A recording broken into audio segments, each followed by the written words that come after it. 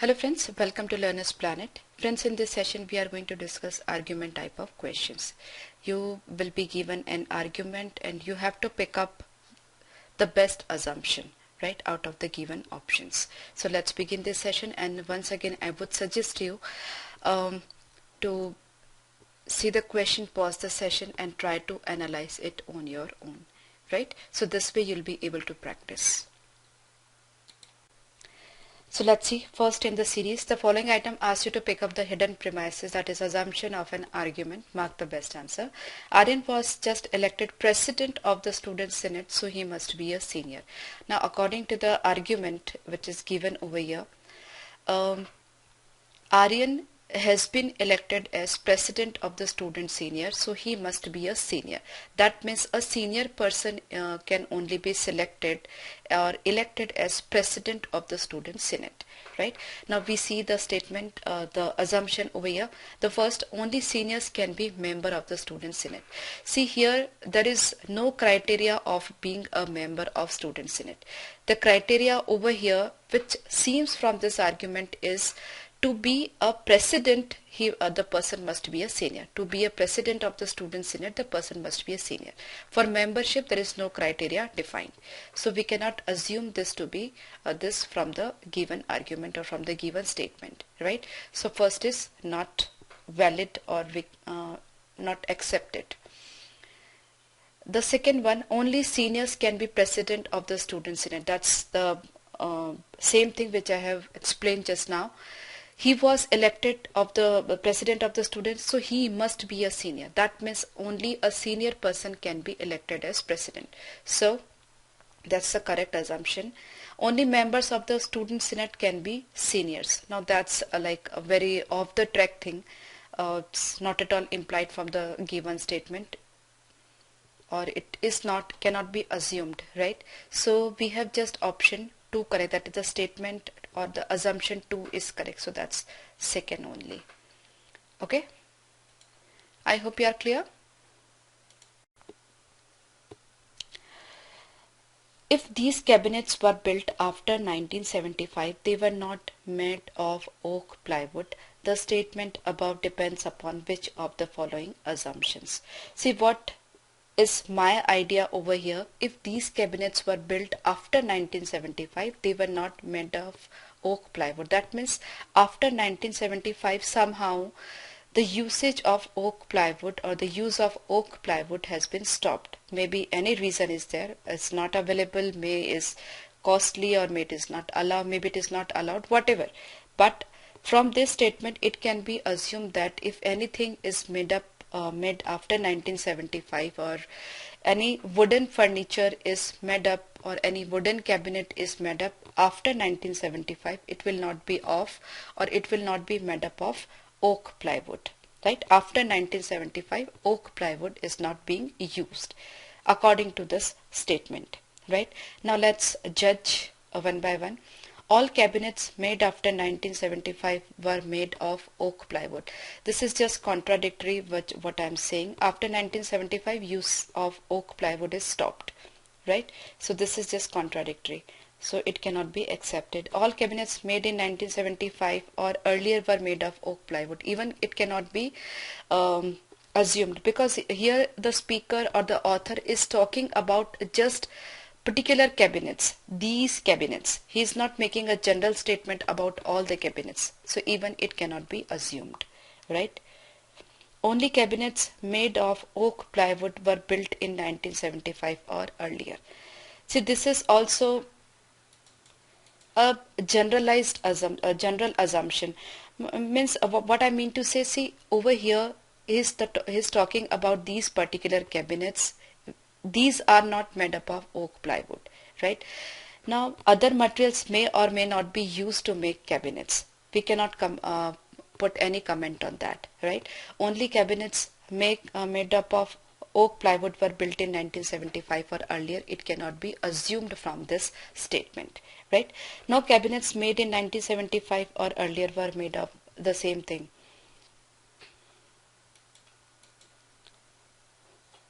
Here it is mentioned that the cabinets were built after 1975, then they are not made up of oak plywood. That means before 1975 oak plywood was used to make cabinets, right? So this is not acceptable, cannot be assumed.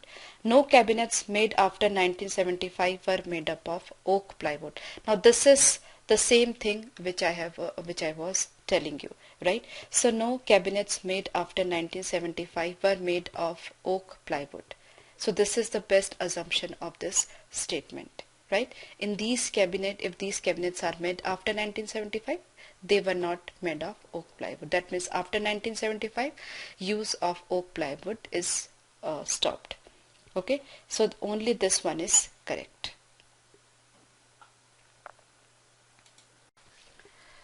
Max, every painting done by Picasso is a masterpiece. Okay, that means Max is telling that if Picasso has done 100 paintings, then all of them are masterpieces. All the 100 are masterpieces. Ernst, that's not true. Several masterpieces by David and Delacroix hang in Louvre in Paris. See, Louvre is actually a museum in Paris. Okay, so Ernst is denying the statement which Max is making. Now here Max is making the statement about Picasso's paintings. He is telling all the paintings of Picasso's are masterpiece. He is not making any comments on other one's work like David's work or Delacroix's work, right? But Ernst has misunderstood Max's statement, right? Now Ernst apparently assumed that Max said that.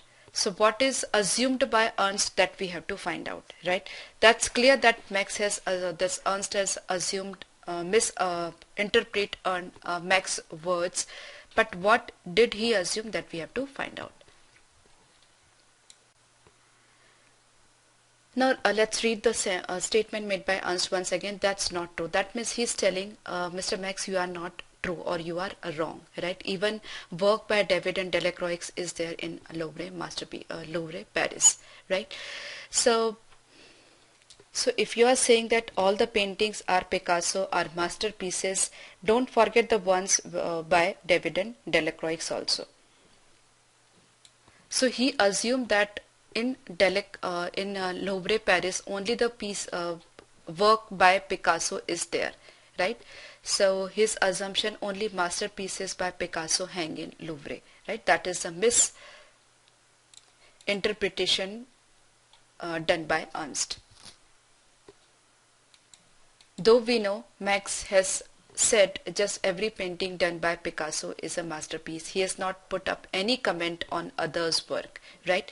But that is a misassumption by Ernst, and his assumption is only masterpieces by Picasso hang in Louvre. That's why he's telling that others' work is also there in Louvre in Paris, right?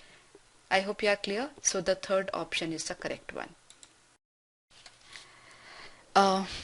An efficiency expert made the following suggestion to the manager of a shirt factory: purchase a larger spools of sewing thread. With more thread to a spool, your operator will not need to stop production as often to change spools. This will reduce your labor cost. The efficiency expert apparently assumes that. Now, according to the expert, the labor cost will be reduced if the time of worker is not wasted, right? And he assumes that the worker time is wasted in changing the spools, as he has mentioned over here. Change spools. Workers need to stop production to change spools. So if spools are not needed to be changed frequently, the workers doesn't have to stop, and this way more production will be there in same time. I give you an example to elaborate this. If suppose a worker is working 8 hours a day, and his 1 or 2 hour, maybe 1 or 2 hour, I'm just taking an example, goes for changing the spools, then the productivity for that 1 or 2 hour is not achieved, right?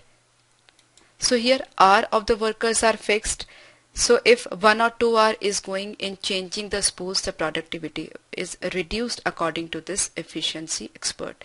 That means his assumption is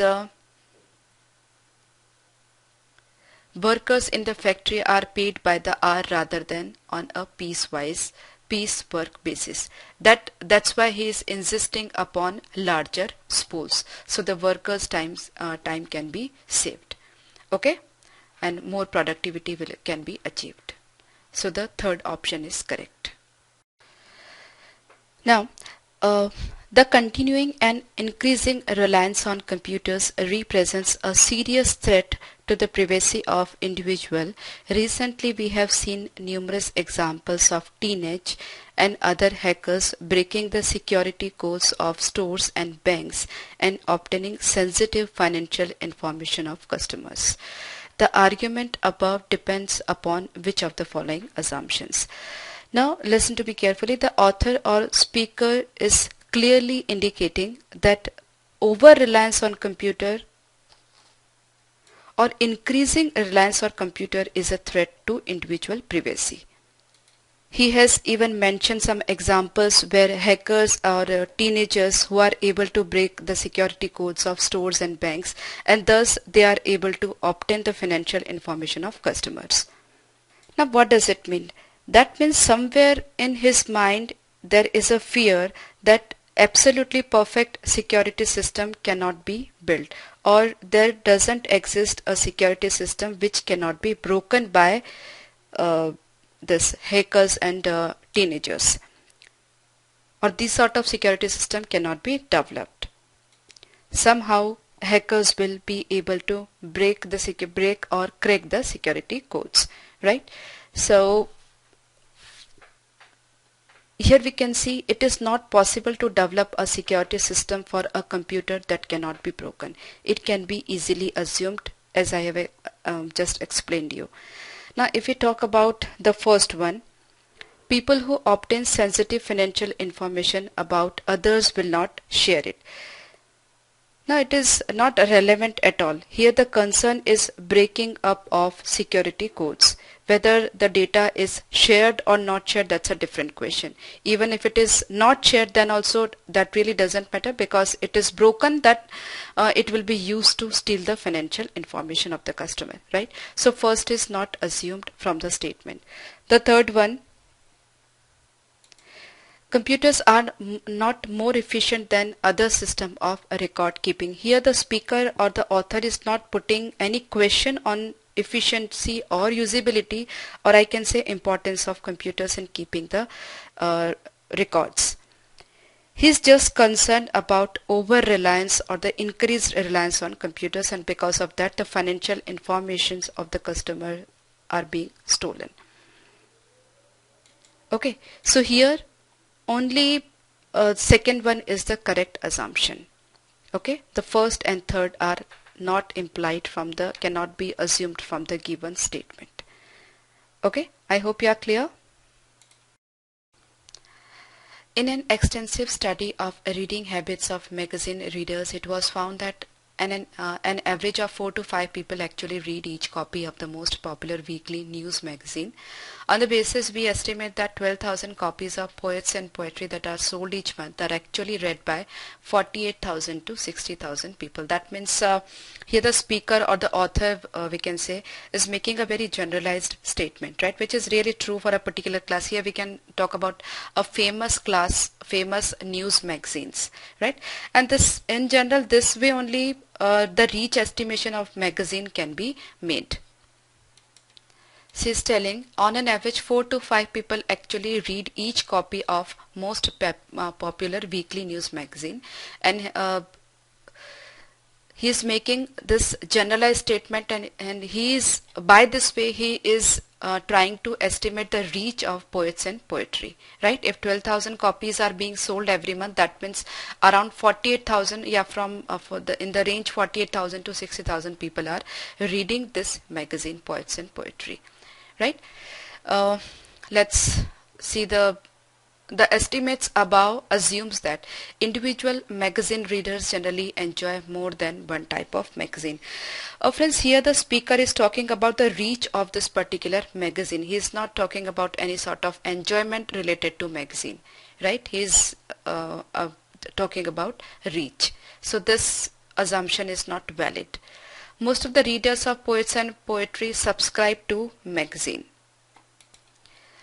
In the statement over here, there is no mention of subscription of the magazine. So even this is not valid. The ratio of readers to copies is the same for poets and poetry as for the weekly news magazine. Yeah. See, according to statement made by speaker, yes, it is same, because what he is telling, on an average of 4 to 5 people actually read each copy of most popular weekly news magazine. This way only he is giving this statement that 12,000 copies are being read by 48,000 to 60,000 people. So this is correct assumption. Okay, then number of readers of the weekly news magazine is similar to number of readers of poets and poetry. Even this is not a valid assumption. Most of the readers enjoy sharing copies of their favorite magazines with friends and family members. Friends, when you share newspaper or magazine, it's not the matter of enjoyment. It's actually a practice that we do in general. In fact, I can say we buy one copy of newspaper, but everybody in the family reads the newspaper. So enjoyment is different and sharing practice is different. Sometimes sharing is the need of our, this way we are able to save money, right? We can save money by sharing the copies of magazines or newspaper. So it has nothing to do with enjoyment, right? I can say it is need of the hour. So only the third one, option 3, is can be assumed from the statement. Okay. Friends, I have tried my level best to give you a broad idea of statement and assumption type problems. In our coming session, I'll be taking more questions, more problems based on the topic. I'll be taking even the problems from previous year papers. But once again, I would suggest you give yourself maximum exposure. Try to do as many problems. In fact, you should do as many problems as you can, because these sort of problems are really easy. And I'm sure you'll be getting full marks if you give yourself a good exposure. So I'll see you in the next session once again with more concepts, more topics. Bye bye.